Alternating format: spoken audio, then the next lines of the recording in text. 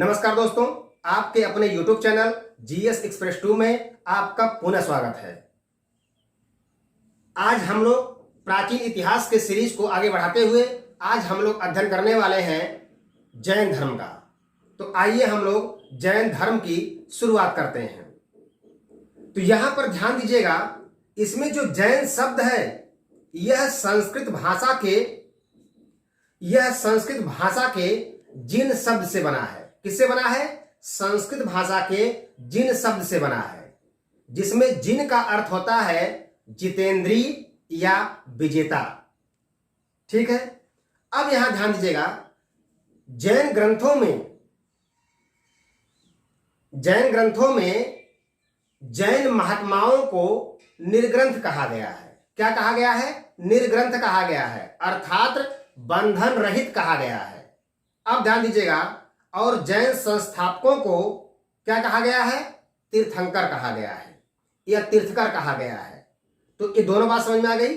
मैंने कहा कि जैन ग्रंथ में या जैन ग्रंथों में जैन महात्माओं को निर्ग्रंथ कहा गया है, अर्थात बंधन रहित कहा गया है, और इनके संस्थापकों को तीर्थंकर कहा गया है।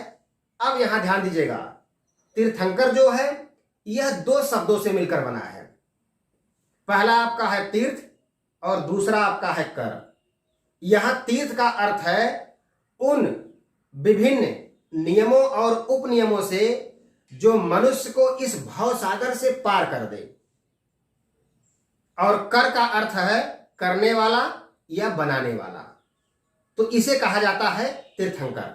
अब ध्यान दीजिएगा, जैन धर्म में कुल 24 तीर्थकर हुए। कितने हुए? 24।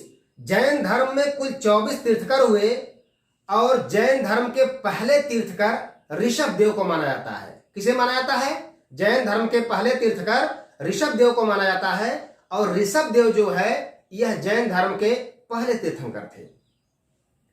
अब ध्यान दीजिएगा, यह जो ऋषभदेव हैं इन्हें इनका संस्थापक भी माना जाता है, अर्थात जैन धर्म का संस्थापक माना जाता है इनको। जैन धर्म के जो 24वें तीर्थकर थे वह थे महावीर स्वामी, जिसका हम लोग अध्ययन करने वाले हैं। लेकिन उससे पहले हम लोग 23वें गुरु पार्श्वनाथ पर थोड़ा फोकस डालेंगे। तो आइए थोड़ा सा पार्श्वनाथ के बारे में चर्चा कर लेते हैं। तो ध्यान दीजिएगा, पार्श्वनाथ जैन धर्म के 23वें तीर्थकर थे।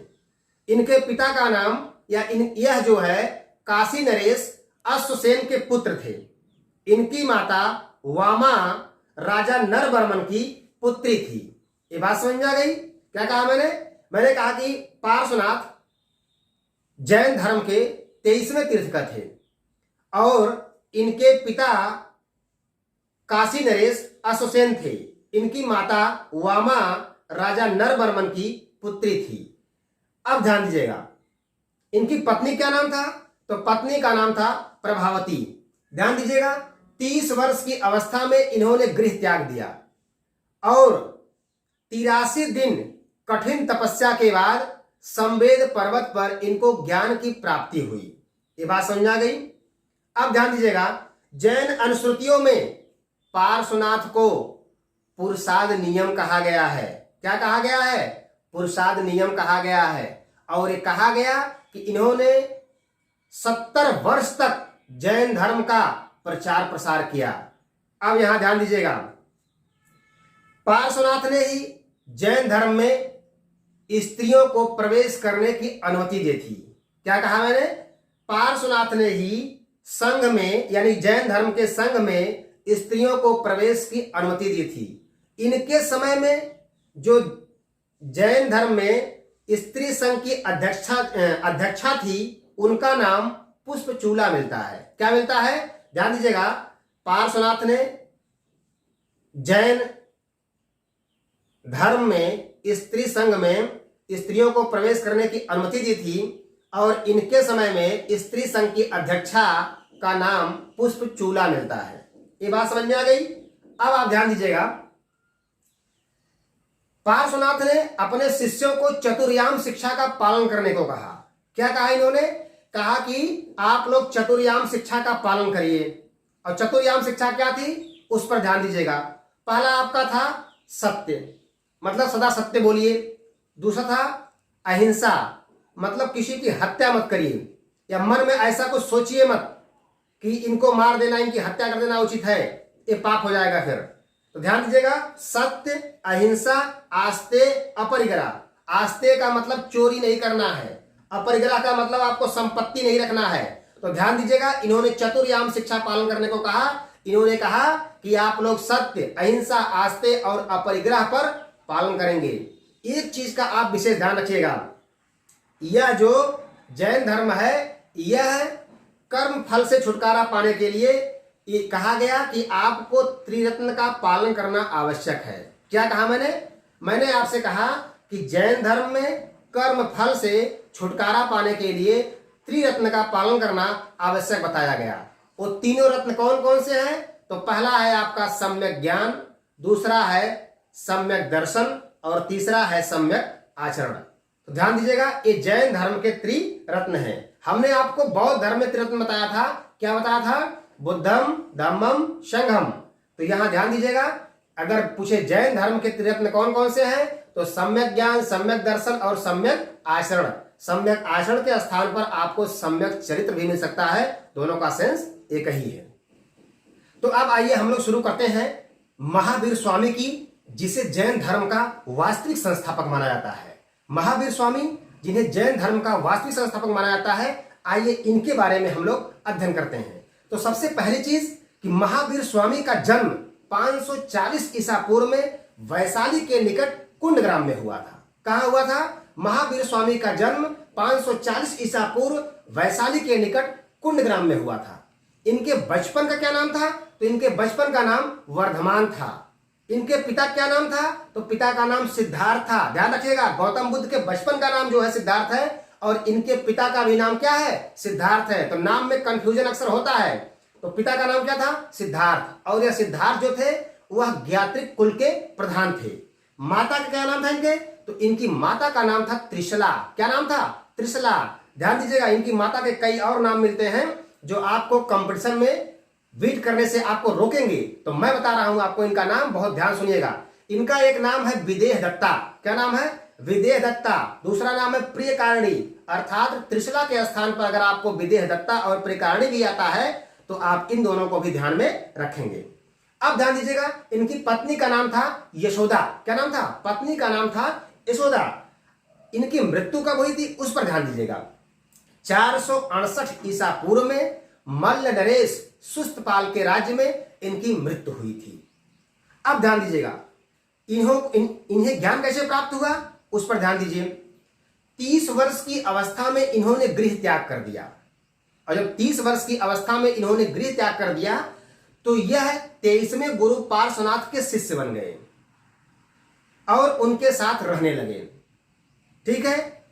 13 महीने बाद महावीर स्वामी नंगे रहने लगे और उसके बाद जो है यह 12 वर्ष कठिन तपस्या के बाद 42 वर्ष की आयु में शाल वृक्ष के नीचे ऋजुपालिका नदी के किनारे इन्हें ज्ञान की प्राप्ति हुई। क्या कहा मैंने? 30 वर्ष की अवस्था में इन्होंने गृह त्याग किया और उसके बाद 23वें गुरु पार्श्वनाथ के शिष्य बन गए और उसके बाद जो है यह 13 महीने बाद नंगे रहने लगे। लेकिन उसके बाद महावीर स्वामी ने क्या किया? 12 वर्ष तक कठिन तपस्या किया और 12 वर्ष तक कठिन तपस्या करने के बाद हुआ क्या कि इन्हें जो है ऋजुपालिका नदी के किनारे ज्ञान की प्राप्ति हुई। साधना में अटल पराक्रम दिखाने के कारण इन्हें क्या कहा गया? महावीर के नाम से जाना गया। ध्यान दीजिएगा, साधना में अटल पराक्रम दिखाने के कारण इन्हें जो है महावीर के नाम से जाना गया। तो यहां ध्यान रखिएगा, दोनों में अक्सर होता है कंफ्यूजन। जब पूछेगा कि गौतम बुद्ध को किस नदी किनारे ज्ञान की प्राप्ति हुई तो आप कहेंगे निरंजना या फाल्गु नदी किनारे। पूछेगा महावीर को तो आप कहेंगे ऋजुपालिका नदी किनारे। उनको पूछेगा गौतम बुद्ध को किस वृक्ष के नीचे तो आप कहेंगे पीपल या बोधि वृक्ष के नीचे। इनको पूछेगा तो कहेंगे साल वृक्ष के नीचे ज्ञान की प्राप्ति हुई। ठीक है, नदी हो गया, वृक्ष हो गया। अब ध्यान देंगे, अब उसके बाद जब इन्होंने ठीक ज्ञान प्राप्त कर लिया तो इन्होंने पहला उपदेश कहां दिया, इस पर ध्यान दीजिएगा। इन्होंने जो है पहला उपदेश बेतुलाचल पहाड़ी पर वराकर नदी के तट पर दिया। क्या कहा मैंने, इन्होंने अपना पहला उपदेश बेतुलाचल पहाड़ी पर वराकर नदी के तट पर दिया। तो ये बात हमें उम्मीद है कि आपको पूरी तरह समझ में आ गई होगी। अब हम आते हैं कि जैन धर्म को स्वीकार करने वाले प्रमुख व्यक्ति कौन थे। तो ध्यान दीजिएगा कि सबसे पहले इनके जो शिष्य थे, ठीक है, आप कहते हैं कि इनके प्रथम शिष्य इनके दामाद जमाली बन गए। इनके दामाद क्या नाम था, जमाली। पुत्री क्या नाम था, अन्नोंजा प्रियदर्शनी। मैंने आपको बताया था कि यह जो है एक पुत्री को जन्म देने के बाद, अर्थात एक पुत्री उत्पन्न करने के बाद इन्होंने अपना गृह त्याग किया था, और गौतम बुद्ध ने एक पुत्र जो है उत्पन्न करने के बाद अपने घर को त्यागा था। तो ध्यान दीजिएगा, मैंने आपको बताया था, आपको जब 3 ऋण बता रहा था उत्तर वैदिक काल में, तो मैंने इसकी चर्चा की थी। अब ध्यान दीजिएगा, हमने क्या आपसे कहा कि जैन धर्म को कौन कौन व्यक्तियों ने स्वीकार किया है, उस पर ध्यान दीजिए। इनके पहले शिष्य इनके दामाद जमाली बने। कौन बने, जमाली। अब ध्यान दीजिएगा, अब इसके आगे वैशाली के राजा चेटक, वैशाली के राजा चेटक जो इनके मामा थे वह इनके शिष्य बन गए। चंपा नरेश दधिवाहन, ठीक है, वह भी इनके शिष्य बन गए। आप ध्यान देंगे, दधिवाहन की पुत्री चंदना इनकी शिष्या बन गई। ध्यान दीजिएगा, जो दधिवाहन की पुत्री चंदना आए या वंदना आए, ठीक, जो भी आए, अक्सर नाम घुमा देता है यहाँ करके, तो यह इनकी प्रथम भिक्षुणी थी। क्या थी, इनकी प्रथम भिक्षुणी थी। अब ध्यान दीजिएगा, समकालीन शासकों में अगर देखा जाए तो बहुत सारे लोग आते, बिंबिसार है, अजातशत्रु है, ठीक है, चंड प्रद्योत है, उदयन है, यह सब जो है जैन धर्म को स्वीकार किए। अब हम एक बार फिर से हिंट करते हैं कि जैन धर्म के त्रिरत्न कौन कौन से थे।